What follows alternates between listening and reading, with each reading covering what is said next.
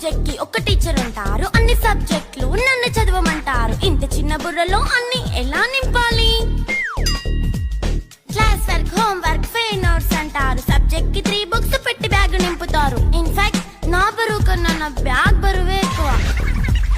క్వశ్చన్లు, ఆన్సర్లు, సర్ప్రైజ్ టెస్టులు తమ్మి దాటుకొని మళ్ళీ స్కూల్ వ్యాన్ ఎక్కేసి అమ్మయ్య ఇక ఇంటికి వచ్చేసామనుకుంటే మార్క్స్ తక్కువ వస్తే చెయ్యాలి అసైన్మెంట్. రిపోర్ట్ కార్డ్ చూపిస్తే ఇంట్లో ఉన్న పనిష్మెంట్. హోమ్ వర్క్ చేయమంటూ మమ్మీ చంపుతుంటుంది. ట్యూషన్ టైం అయిందని డాడీ తరుముతుంటాడు. డాన్స్ క్లాస్ కి వెళ్ళమని తాతయ్య తిడతాడు. స్నాక్స్ తిని వెళ్ళమని నాన్నమ్మ ఆపుతుంది. ఇక అన్నీ అయిపోయాక కాసేపు టీవీ చూద్దామంటే మమ్మీ ఎంట్రీ ఇచ్చింది. బెడ్ ఎక్కమంది. చిన్న నాప్ తీసేలోపు తెల్లారిపోయింది.